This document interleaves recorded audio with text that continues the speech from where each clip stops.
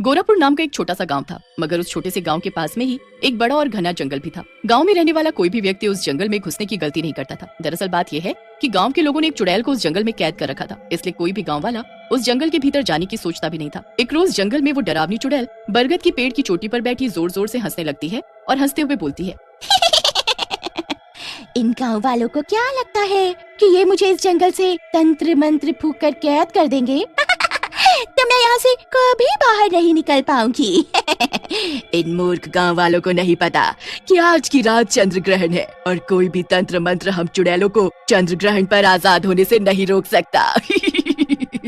आज की रात मेरे इस जंगल से आजाद होने की रात है। फिर मैं गांव में घूमकर सुंदर और जवान औरतों का खून पीकर अपनी प्यास बुझाऊंगी और मेरी मनपसंद प्यास का नाम लेते ही मेरे मुंह में तो पानी ही आ गया। फिर मैं खूब प्याज खाऊंगी और अपना पेट भरूंगी। फिर उसी रात चंद्र ग्रहण होते ही वो चुड़ैल जंगल से आजाद हो जाती है और फिर वो एक बूढ़ी औरत का रूप लेकर गांव में रहने वाली सुमिता के घर का दरवाजा खटखटाती है। सुमिता आधी रात को उठती है और अपनी खिड़की से झांक कर देखती है। क्या बात है अम्मा, काहे इतनी रात गए हमारे घर का दरवाजा पीटे जा रही हो? बेटी, मैं बहुत भूखी हूँ, क्या कुछ खाने को मिलेगा? क्या अम्मा आधी रात में खाने को मांग रही हो? अब तो घर में बस एक आधी रोटी पड़ी होगी, वो खानी है तो बताओ। हाँ बेटी, वही ले आ, उस पर एक प्याज रख लाना, मैं उसी से काम चला लूंगी। फिर सुमिता उस बूढ़ी औरत को रोटी पर प्याज रख कर देती है कि तभी वो बूढ़ी औरत चुड़ैल के रूप में बदल जाती है और सुमिता से प्याज छीन कर खा जाती है। सुमिता चुड़ैल को देखकर कुछ बोल पाती है उससे पहले ही चुड़ैल सुमिता की गर्दन पर काटकर उसका सारा खून पी जाती है। सुमिता के शरीर से सारा खून खत्म होने से सुमिता तुरंत अपना दम तोड़ देती है। कितने सालों बाद मुझे अपनी मनपसंद प्याज खाने को मिली है और मीठा मीठा खून पीने को मिला है। मजा ही आ गया। ऐसे बोलकर चुड़ैल वहाँ से चली जाती है। जब सुबह होती है तो सुमिता का पति चेतन अपने घर के बाहर सुमिता को मरा पड़ा देखकर चौंक जाता है और जोर जोर से रोने लगता है। सुमिता के यूं अचानक से मर जाने से चेतन को बहुत दुख होता है। अगली रात चुड़ैल फिर से एक बूढ़ी औरत का रूप लेती है और गांव में रहने वाली मोहिनी के घर का दरवाजा खटखटाने लगती है। हे भगवान, इतनी रात में हमारे घर कौन आ गया? अरे तनिक ठहरो भाई, हम अभी आते हैं। मोहिनी दरवाजा खोलती है और देखती है कि उसके घर के बाहर एक बूढ़ी औरत खड़ी है। अरे क्या बात है अम्मा, इतना रात को आप हमारे घर का दरवाजा काहे खटखटा रही हो? बेटी, बहुत भूख लगी है, इस बुढ़िया को कुछ खाने को दे दो। अरे अम्मा, अब इतने रात को कहाँ से कछु दें आपको? घर में जवन बना था वो सब तो खत्म हो गया। खाना नहीं है तो कोई बात नहीं, पर घर में प्याज तो होगी ही ना, तो बस वही लाकर मुझे दे दो। अम्मा, खाली प्याज भला कौन खाता है? अरे बेटी, मुझे तो प्याज खाना बहुत पसंद है, प्याज खाकर तो मेरे अंदर जान आ जाती है। तू बस जल्दी से घर के भीतर जा और मेरे लिए प्याज ले आ। मोहिनी घर के भीतर जाती है कि तभी मोहिनी का पति गोकुल उठ जाता है और मोहिनी से बोलता है, अरे भाग्यवान, इतनी रात गए काहे खटर पटर किए जा रही हो? अरे कम से कम हमका रात को तो चैन से सोने दो।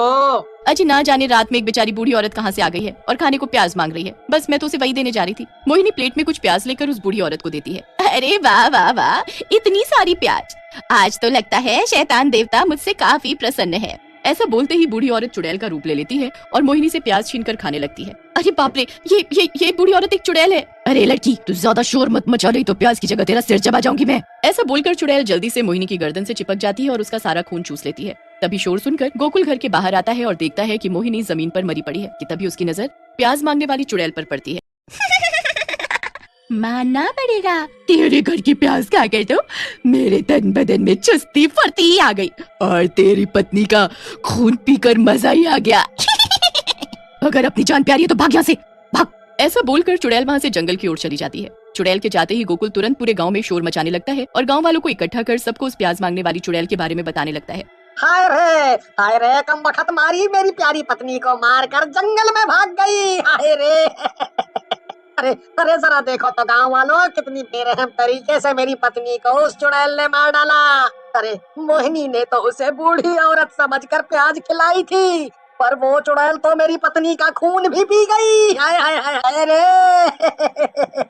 गोकुल की बात सुनकर और मोहिनी को मरा देखकर पूरे गांव में हड़कंप मच जाता है। हे भगवान, ये कैसी चुड़ैल है जो प्याज मांगकर खाती है और औरतों का खून पी जाती है? अरे हमका तो बहुत डर लग रहा है, हम तो अब से घर में प्याज रखना ही बंद कर देंगे। हाँ। फिर अगले दिन जैसे ही रात होती है सभी गांव वाले चुड़ैल के डर से अपनी खिड़की दरवाजे बंद कर लेते हैं। रात के 12 बजते ही चुड़ैल गांव में घूमने लगती है। रोज रात को प्याज खाने से मेरे शरीर में बहुत ताकत आ गई है। अब मैं इन गांव वालों को अच्छा सबक सिखाऊंगी। ऐसा बोलकर वो चुड़ैल फिर से एक बूढ़ी औरत के रूप में बदल जाती है और गांव में रहने वाली शांति के घर का दरवाजा खटखटाने लगती है। अरे ओ बेटी, मुझ बुढ़िया को कुछ खाने को दे दो। अरे रोटी सब्जी ना सही, थोड़ी प्याज ही खाने को दे दो, मैं उसे ही खाकर अपनी भूख मिटा लूंगी।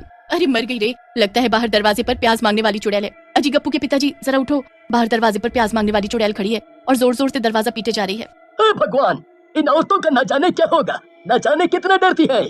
अभी देखना हम कैसे उस चुड़ैल की चोटी पकड़ कर हवा में घुमाते हैं। हाँ। महेश गुस्से में अपने घर का दरवाजा खोलता है और बूढ़ी औरत को देखकर बोलता है, अरे ओ चुड़ैलिया, तुमका क्या लागत है कि तुम हमका बूढ़ी औरत बनकर चकमा दोगी और हम कुछ नहीं समझ पाएंगे। आज तुम देखो हम कैसे तुम्हें सबक सिखावत है। हाँ, तुम्हारी चोटी पकड़ कर कैसे तुमका हवा में उछालत है। हाँ। बूढ़ी औरत अपने चुड़ैल रूप में आ जाती है और हंसते हुए बोलती है, अरे तेरी हड्डियों में जान तो है नहीं और अपने आप को शक्तिमान समझ रहा है। अबे मूर्ख, जरा अपनी आँख खोलकर सामने देख, मैं एक चुड़ैल हूँ जो तुझे एक ही झटके में प्याज की तरह कच्चा चबा जाऊंगी।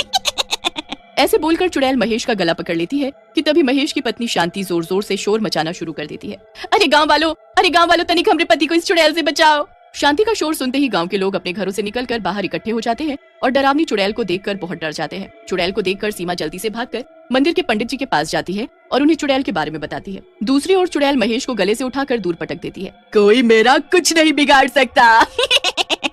चुड़ैल ऐसा बोलकर जोर जोर से हंसी रही होती है कि तभी वहाँ पंडित जी आ जाते हैं। चुड़ैल, मैं जानता हूँ कि तुझे प्याज खाना बहुत पसंद है और मैं ये भी जानता हूँ कि प्याज ही तेरी सबसे बड़ी कमजोरी है। चुड़ैल पंडित की बात से काफी डर जाती है। पंडित, आखिर तू कहना क्या चाहता है? पंडित जी अपने झोले से एक बहुत बड़ी प्याज निकालते हैं और चुड़ैल को दिखाते हुए बोलते हैं, तू अपने आप को बहुत ताकतवर समझती है ना, तो जरा ये प्याज मेरे हाथ से छीन कर खा कर तो दिखा। इस पंडित की अब उम्र हो गई है, इसीलिए तो ये ऐसी बात कर रहा है। ऐसा बोलकर चुड़ैल पंडित की ओर बढ़ती है और उसके हाथ से प्याज छीन कर खा जाती है। प्याज खाते ही चुड़ैल का पूरा बदन आग की तरह जलने लगता है। ये प्याज कोई ऐसा वैसा प्याज नहीं था, इस प्याज में मैंने मंत्र पढ़ी हुई लौंग घुसा रखी थी। पंडित, ये तूने अच्छा नहीं किया। चुड़ैल के ऐसे बोलते ही वो जलकर भस्म हो जाती है और गांव वालों को उस प्याज मांगने वाली चुड़ैल से हमेशा हमेशा के लिए मुक्ति